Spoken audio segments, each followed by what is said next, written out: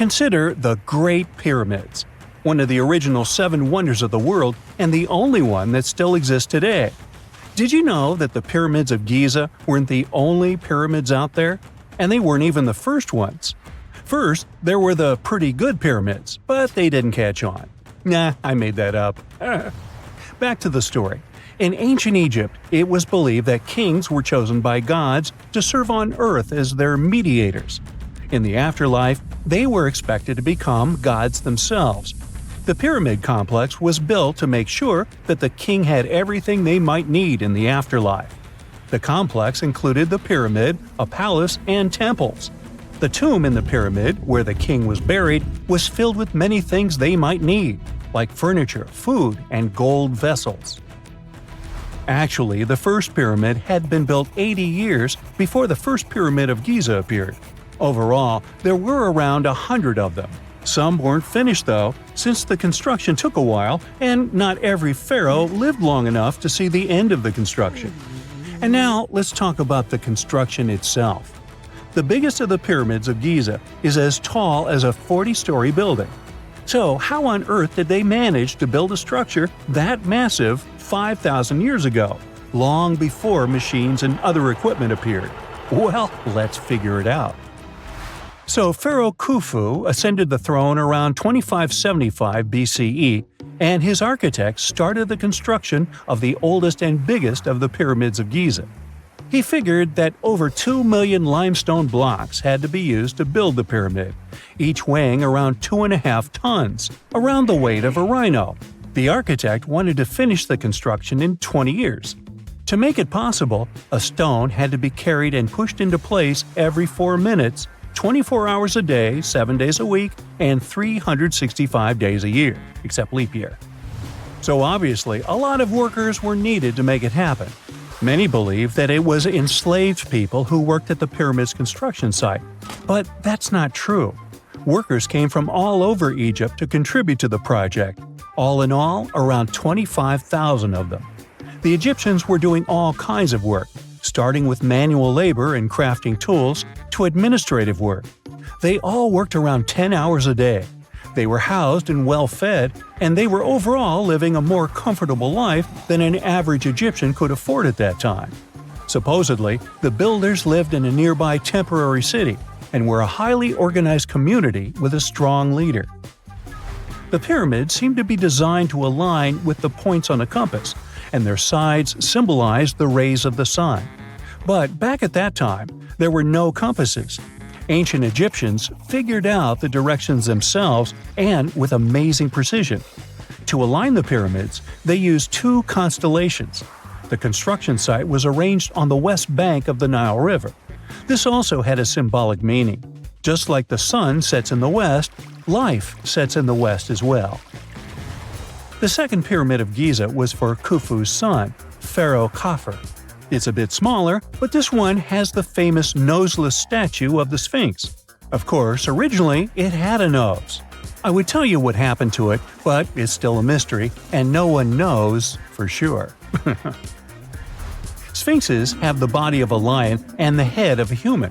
They were considered guardians of important areas. This famous Sphinx, also pronounced Sphinx, has the head of Pharaoh Khafre and is guarding his pyramid, facing the sunrise. The Sphinx is one of the biggest and oldest statues in the world. Originally, it not only had a nose, but was also painted. Scientists have discovered traces of the red color of its face. So, most likely, the Sphinx was painted red. There are also remains of yellow and blue color on its body. The statue definitely wasn't boring. Till around 1800, the Sphinx was buried up to its shoulders until an adventurer with a team of 160 men dug it out. But let's get back to the construction. The workers, of course, needed stone blocks. There were 2 main places where people could get these stones. One source was close to the construction site, but that fossil-lined yellow stone was only suitable for the pyramid's interior. The limestone blocks for the exterior were hauled from 8 miles away on 30-foot-long sleds. Apparently, it wasn't too hard to pull them. The sand mixed with the right amount of water was pretty slick, and 10 people could move a sled even with a rock weighing so much. Surprisingly, cutting off a block of limestone wasn't the biggest problem. When in the ground, it was soft and could be split relatively easy. But after getting exposed to the air, limestone hardens. So the most difficult part was to shape the blocks. That step was crucial because the smallest inaccuracies could lead to the whole pyramid collapsing. So, okay, those limestones were mined, carried on a sled, shaped, and then what? How could they be put into place? Well, this is still a mystery. Archaeologists have discovered the remains of a ramp system that dates back around the time the pyramids were being built.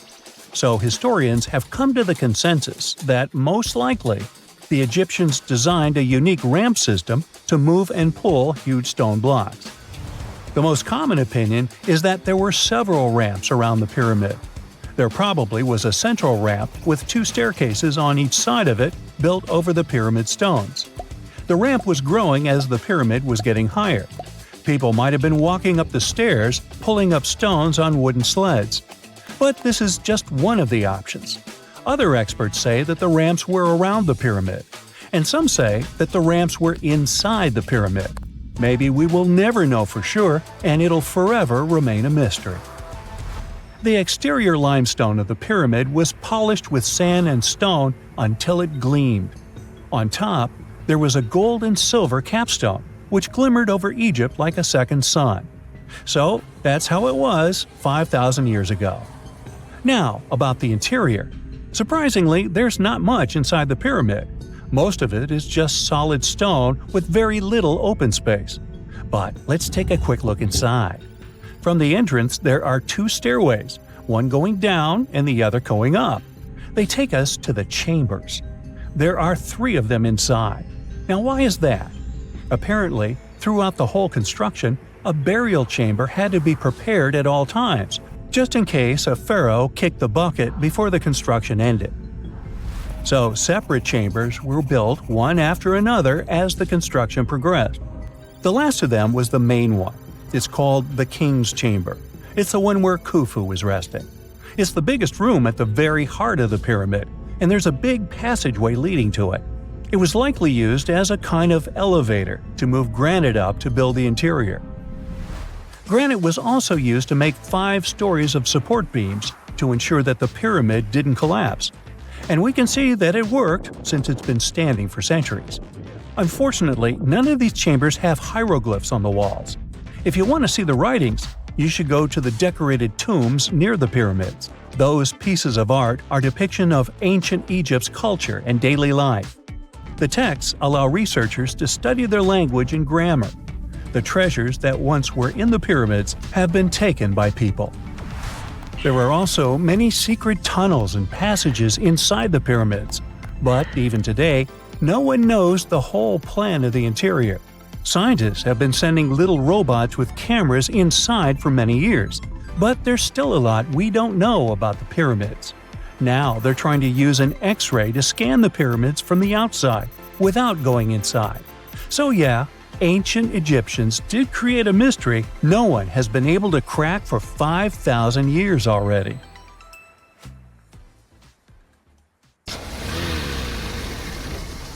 And now we're off to almost 5,000 years ago.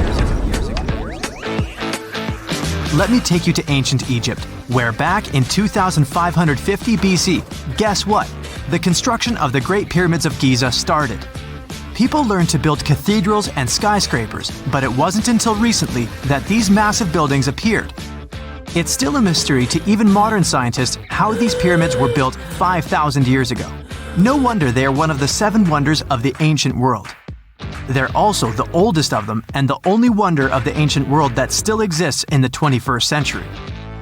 It must have taken a lot of cooperation to build a thing that massive, even for today's metrics. But the Giza pyramids weren't the first pyramids ever.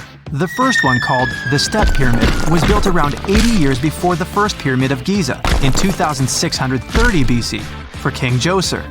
It wasn't meant to be extraordinary, but ended up being quite impressive. It was a pyramid of 6 stepped layers of stone. It was 204 feet high, which is as tall as a 19-story building. And it was the tallest building that existed at that time. It wasn't just a pyramid though, it was surrounded by a whole complex of buildings, including even courtyards. In ancient Egypt, people believed in the afterlife, so everyone, especially kings, wanted to make sure they had everything they needed to get ready for it. Here's why the pyramid complex was perfectly supplied with a lot of objects people used every day. The complex included a pyramid and a kind of a palace. Those buildings had many things the king loved and might need one day, like furniture, food, and gold vessels. After Djoser, building pyramids became common practice, but many pyramids weren't finished. It would usually take about 20 years to build one, but many rulers reigned way less than that.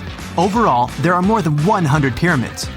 The most famous pyramids are the Great Pyramids of Giza. The first one and the biggest one was built for Pharaoh Khufu, around 2550 BC. Initially, it was 481 feet tall, which is as tall as a 40-story building.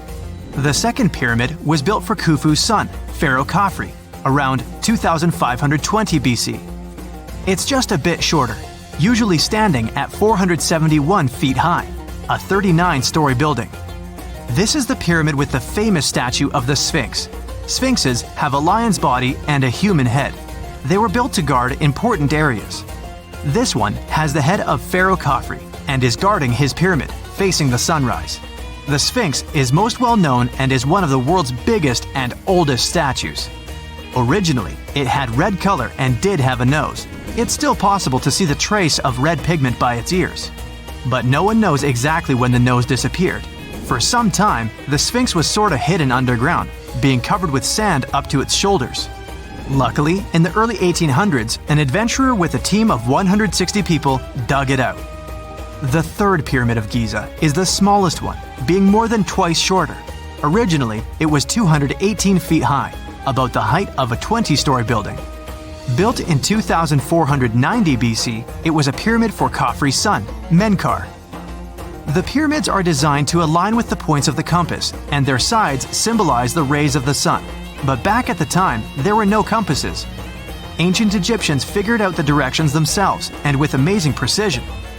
To align the pyramids, they used two constellations. Originally, the pyramids were covered in smooth white limestone and had a gold-silver top to reflect the sun. Later, the white limestone was taken from the pyramids by other kings and used for other buildings. Scientists estimated that ancient Egyptians used about 2.3 million stone blocks to build the first pyramid. Each block weighed more than 1 ton. This is the weight of a rhino. Some blocks were even bigger, being almost as heavy as an elephant. 4.5 millennia ago, there was no modern equipment to help build it. There were no machines, no wheels, and even no steel. The only metal available to them was copper. Even today, scientists aren't sure how the Egyptians managed to build the pyramids. There are no records left that would shed light on it. Some even think that Egyptians wanted to keep it as their secret and didn't even record it on purpose. Many believe that poor people and foreigners built the pyramids, but it's not true. Actually, the builders were very skilled workers, and they were fed and paid well. The archaeologists claim that the builders lived in a nearby temporary city and were a highly organized community with a strong leader. Scientists say that around 20,000 people worked on each pyramid complex, and it took about 20 years to build each. It probably was a national project. The construction site was large in resources, and food and essentials were likely to be contributed from all parts of Egypt. Even with all that support, it remains unclear how people managed to cut, transport, and assemble those huge stones. One of the theories suggests the stones were most likely transported on boats down the Nile River. Then, there was a harder part. They had to be moved to the construction site. For that, they probably used wooden sleds. It wasn't very hard to pull them because the sand mixed with the right amount of water was pretty slick. And 10 people could move a sled even with a rock weighing 1 ton pretty easily. Finally, one last problem. The stones had to be lifted and put into place. Archaeologists have discovered the remains of the ramps system that dates back to when the pyramids were built. Most likely, the Egyptians designed a unique system to move and pull huge stone blocks, but no one knows what it looked like exactly. The most common opinion is that there were several ramps around the pyramid to help move the blocks. The ramp was growing with the pyramid getting higher. They suppose people were walking up the stairs, pulling the stone on the wooden sled up in the middle on the sandy ramp. But this is just one of the options. Others say that the ramps were going around the pyramid. Some say the ramps were inside the pyramid.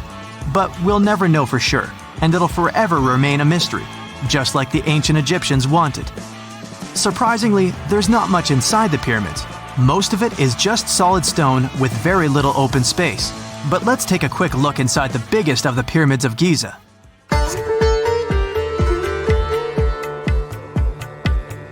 From the entrance, there are two stairs, one going down and the other one going up.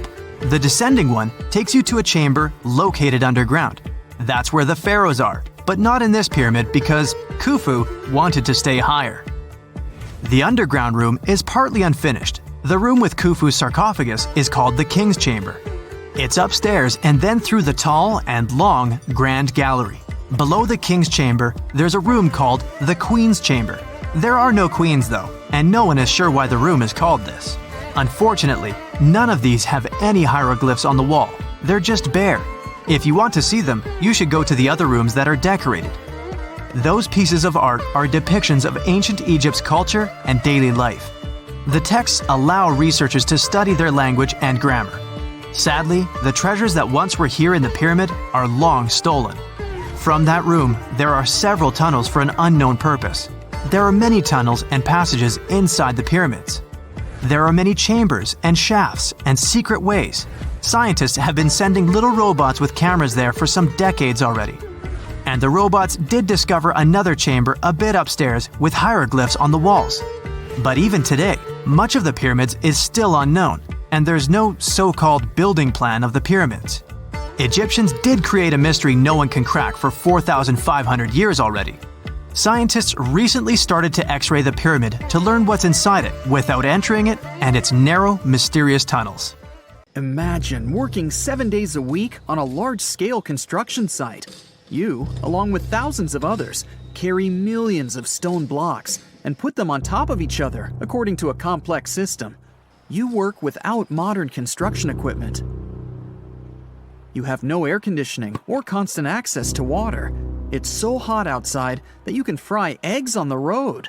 You've been building the pyramid for decades, and now, when it's finally done, you enjoy the result of the colossal work of thousands of people. You're looking at a giant cultural monument of global value that will freeze in time and amaze people for tens of thousands of years. A few thousand years have passed. People in the 21st century see the pyramids and are like, wow, I can't believe humans have built this. Yeah, the people who built the pyramids wouldn't have appreciated such a theory. But actually, there are reasons to believe that people built it using some fantastic technology. From the outside, it seems the Great Pyramids are just big triangles of stone. People just put some heavy blocks on top of each other, and that's it. In fact, the design seems too perfect to be true. The pyramid consists of more than 2 million blocks. They lay so close to each other and are so even that you couldn't squeeze even a thin sheet of paper between them. Scientists still can't figure out the exact technology for building the Egyptian pyramids. One of the biggest and most famous is the Great Pyramid of Giza. This huge construction, well known all over the world, has one big secret. There should be a capstone on top of the pyramid. It's a triangular-shaped stone block, a small pyramid on top of a huge one. It's also called a pyramidion. The builders of ancient Egypt made it out of granite and limestone and covered it with gold. No records or old drawings prove that there was a pyramidion at the top of the Great Pyramid of Giza. But there's another ancient Egyptian structure with such a triangle, the Red Pyramid. It was built before the Great One, and its capstone has survived to this day. Archaeologists have found and reconstructed it. But where could the capstone of the Great Pyramid be? It's a mystery that still has no answer. Some are sure that some thieves have stolen it from the top. Maybe they just climbed up and pushed the pyramidion down. It makes perfect sense. The capstone was probably the most valuable element of the pyramid. Many scientists and archaeologists still don't know its exact purpose. Some believe that this peak covered with gold glorified the pharaohs. The capstone reflected moonlight at night and illuminated the entire space around it. During the day, the capstone reflected sunlight with its shiny surface. You could have noticed it from afar. The top of the pyramid was a kind of guiding star for lost travelers. All other stone blocks of the pyramid consist of limestone. People polished them to make them look shiny.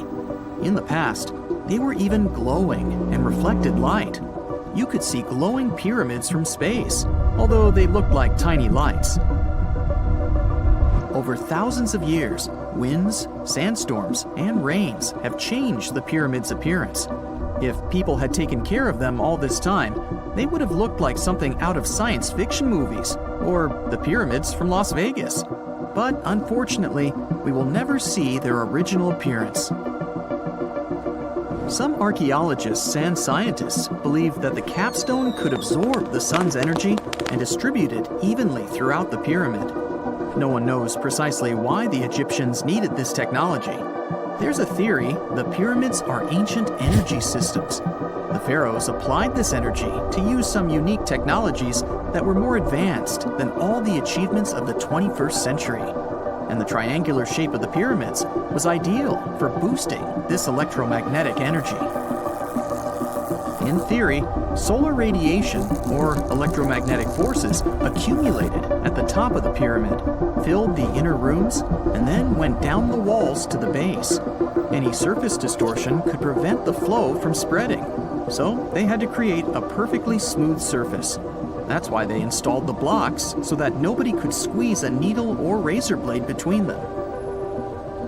Many people believe in this theory because they built the pyramids from limestone. This material can hold energy inside itself. In the inner part, they created granite deposits to cause air ionization, that is, to create an electric charge. They also dug channels under the pyramid for water to transmit electricity. And at the top, they put a gold capstone, the best conductor of electricity. So, this is how you get a great power generator. Different cultures used similar technologies to create electricity all over the world. But these are all theories. If it had been working, humanity would have used these technologies today. There are mentions of the metal industry, chemistry, engineering, physics, mathematics, and astronomy in some ancient records. Most scientists don't believe in all these things. We know the detailed stages of the technology's development in different cultures. In the 21st century, scientists, historians, and anthropologists can track the evolution of all modern devices. If people had created some technological inventions in ancient times, the history of the world would have looked different.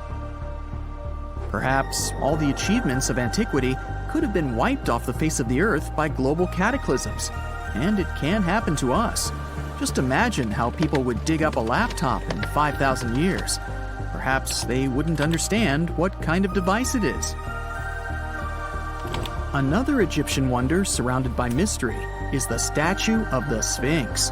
The Egyptians carved it out of a single massive piece of limestone about 4.5 thousand years ago. But scientists still don't know the exact date of its construction or who built it.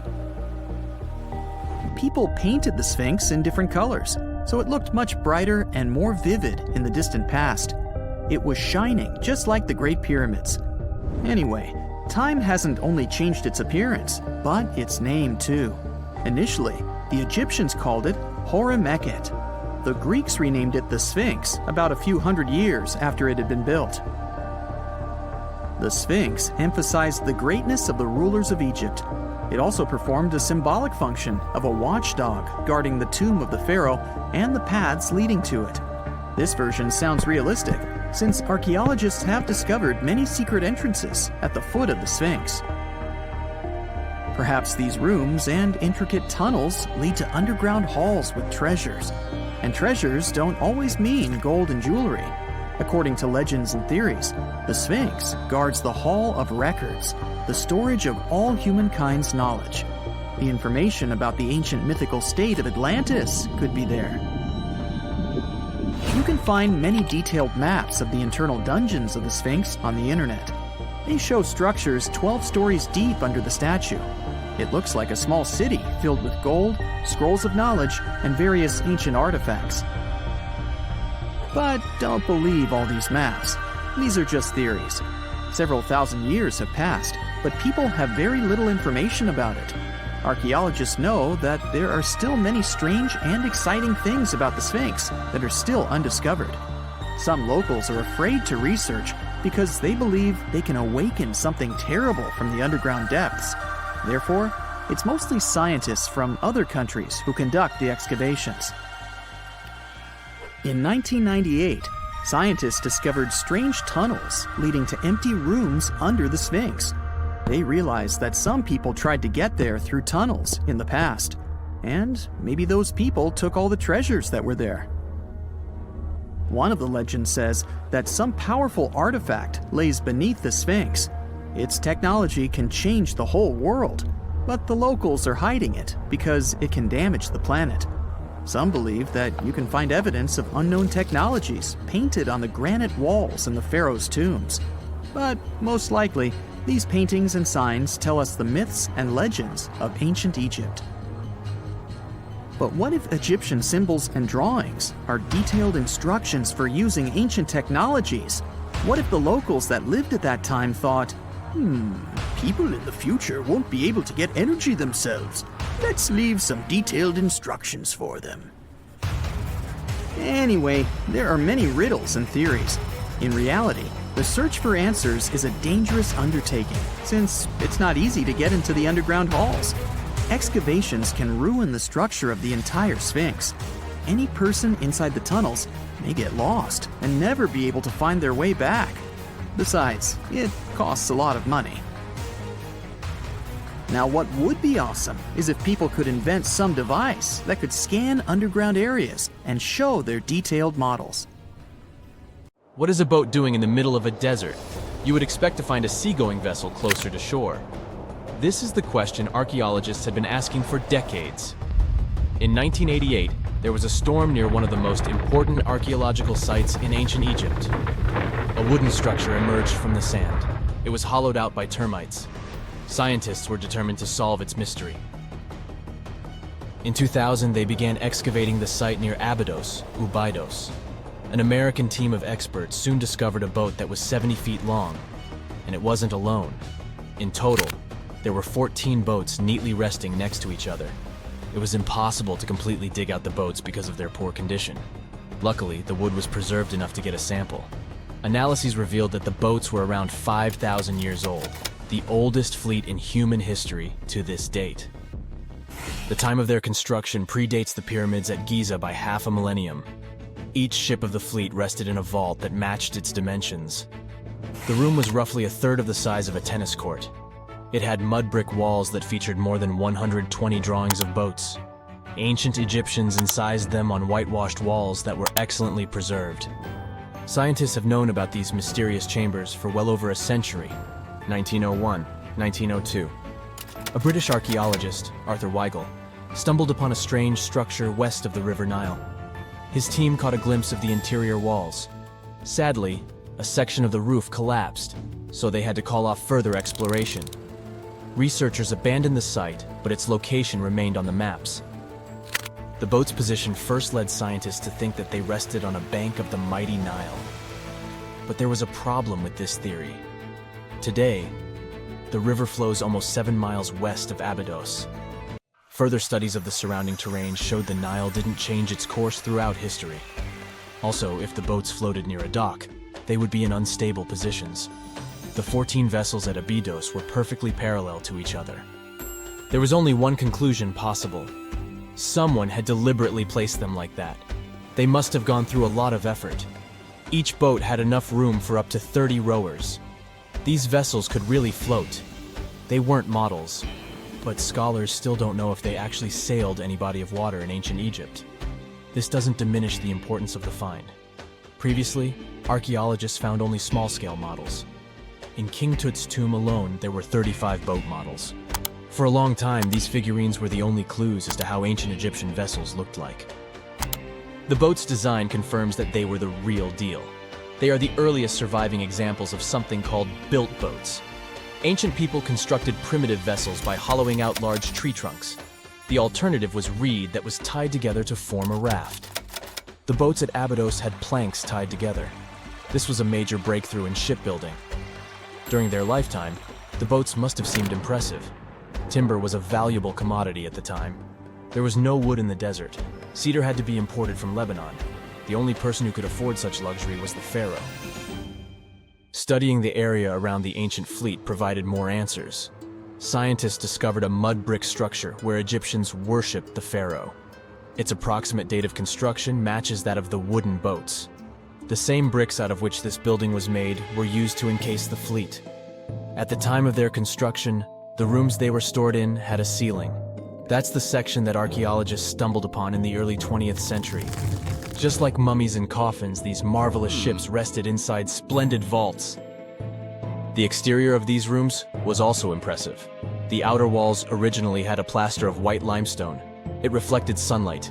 In the desert sun, the structure housing the boats must have shone from miles away. Ancient Egyptian builders used the same technique to cover the pyramids 500 years later.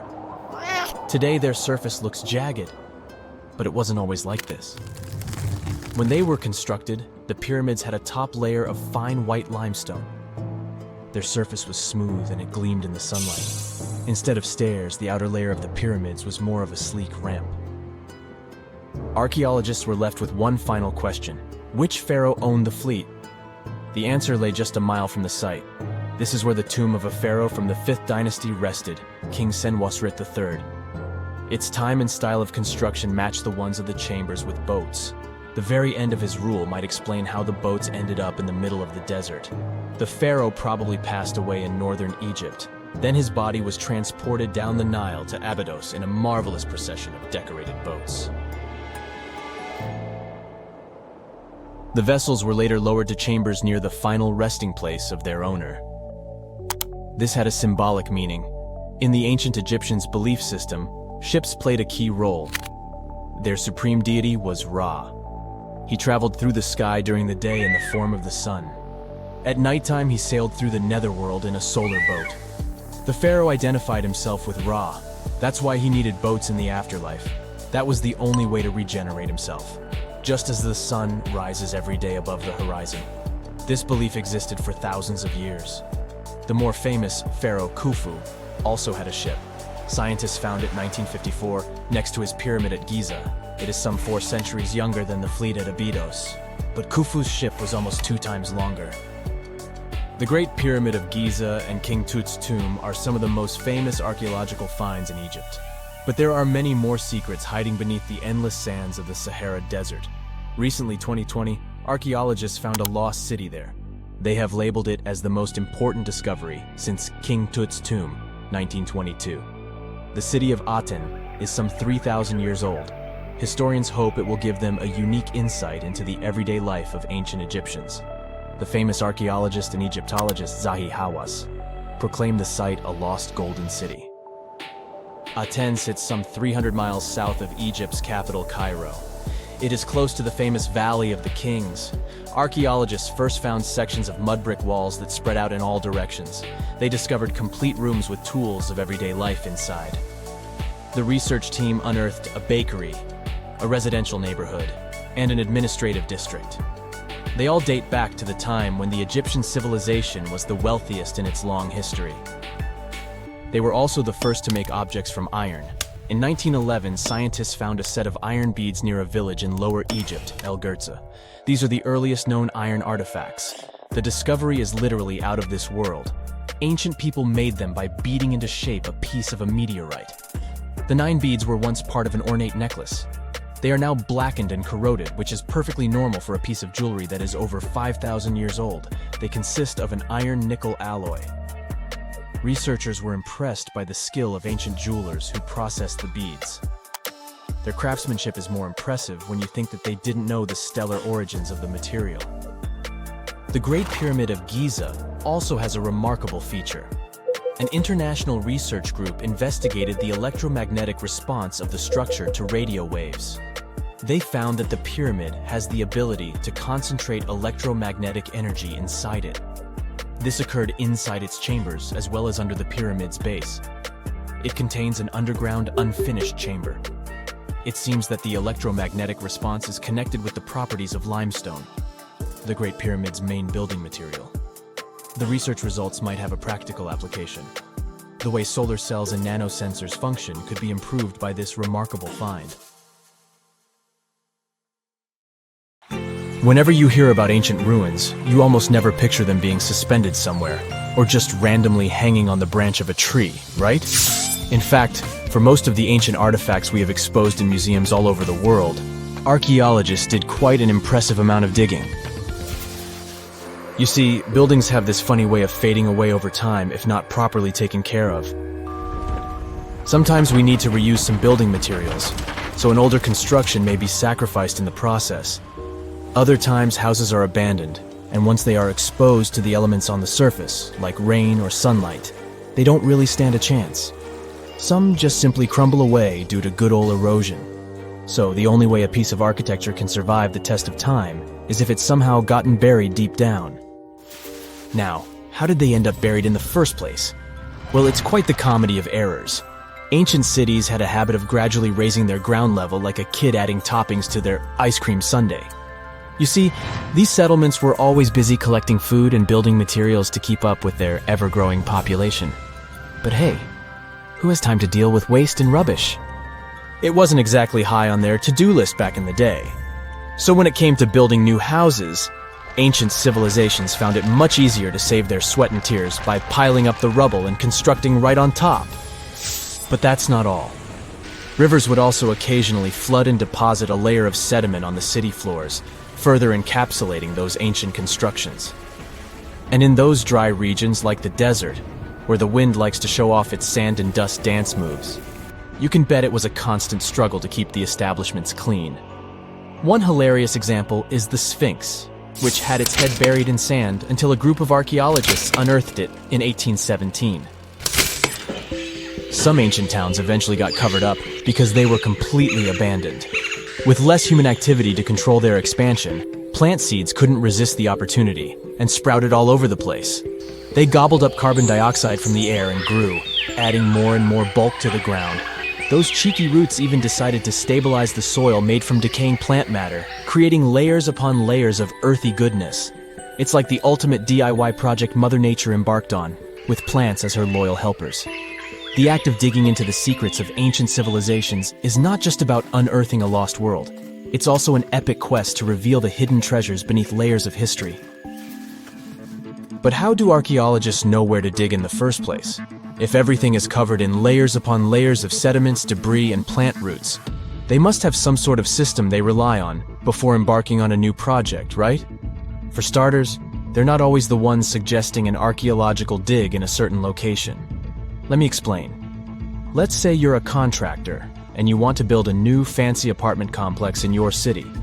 Some local legislations have certain requirements before your project can start, though. For instance, before anyone starts building on a piece of land, they might need to bring in specialists to check the soil. These clever folks can be archaeologists, geologists, or paleontologists, and they need to keep an eye on things during development. If any artifacts or ecofacts, fancy word for organic remnants, are discovered, these experts swoop in to excavate and study them. But what about sites that have nothing to do with bulldozers and yellow hats? Archaeologists have more than one trick up their sleeves when it comes to locating ancient hotspots. They dive deep into historic records with a healthy dose of detective work. By sniffing out old documents and maps, they can piece together the puzzle of human activity in a specific area. If a site has been visited before, it's even better. Finding records of past excavations or historical accounts can give archaeologists lots of information on where to continue their treasure hunt. Before archaeologists start swinging their shovels, they engage in a bit of a visual scan mission. Armed with a grid system, they'll stroll around the site, keeping their eyes peeled for any artifacts that might be hiding just beneath the Earth's upper layer. From groundstone tools to historic glass and even ancient garbage dumps, yes, they're all so valuable. These keen-eyed explorers can spot signs of human activity faster than most people. If they stumble upon midden soil, fancy term for a garbage dump, they know for sure that humans once called this place home. Archaeologists don't just rely on their trusty shovels, though. They have an arsenal of gadgets to aid in their search for hidden wonders. Geophysical tools are like their secret weapons. Take the resistivity meter, for example. This clever contraption measures the electrical component of the soil and any buried features or artifacts. A buried wall, for instance, will create a different resistivity reading than the surrounding soil. Magnetometers and ground-penetrating radar work in similar ways, showcasing potential hints of ancient treasures in the soil. And who could forget our trusty old friend, the GPS? It helps archaeologists map out precise locations, like a high-tech treasure map, leading them straight to their pot of gold. Care to virtually visit some of the most important archaeological sites in the world? Well, follow me. In the United Kingdom, for instance, you'll find this interesting place called Stonehenge. It's one of many henges scattered around, but this one really takes the cake. Picture this: massive ancient stones standing tall and proud, arranged in a funky outer ring and an inner horseshoe, with some smaller stones thrown in for good measure. And guess what? These amazing stones have been around for over 5,000 years. Talk about a serious case of rock-solid longevity. Now, here's where it gets interesting. According to local folklore, the legendary wizard Merlin whipped out his magic wand and poof! He teleported these massive stones all the way from Ireland. Apparently, some giants had assembled them there, but Merlin decided they would look much better at their new location. Others think it's just the ruined remains of an old Roman spiritual edifice. These amazing structures were built by our Bronze Age ancestors. With their simple tools and limited tech, they managed to create this monumental masterpiece. Impressive, right? Unfortunately, there's still so much we don't know about this area. Stonehenge's initial purpose remains a mystery to this day. Sure, there are lots of theories, but scientists have yet to agree on the subject. However, we do know that it's perfectly aligned to catch the sunrise during the summer and winter solstices. The ancient city of Pompeii is an equally amazing archaeological site. Picture this: Mount Vesuvius, a notorious troublemaker, decided to throw a volcanic tantrum and completely covered this ancient Roman city. It turned it into a time capsule, located outside present-day Naples in Italy. Fast forward to the year 1748, when a bunch of adventurous explorers stumbled upon Pompeii. Lo and behold, they discovered a treasure trove of well-preserved goodies: streets, houses, food. Probably a bit stale by then. Blingy jewelry, fancy sculptures, colorful frescoes, everyday household items, and even animal and human remains. It was like an epic archaeological party. From the looks of it, Pompeii had it all. Fancy houses and villas, a massive 20,000-seat arena, cute little artisan shops, hangouts like taverns. And let's not forget the saucy spots like those luxurious bathhouses for some intense pampering. There's also the Sanctuary of Apollo, where people used to gather for their daily dose of worship. And of course, the bustling heart of the city, the Forum of Pompeii, where all the cool people used to hang out. And guess what?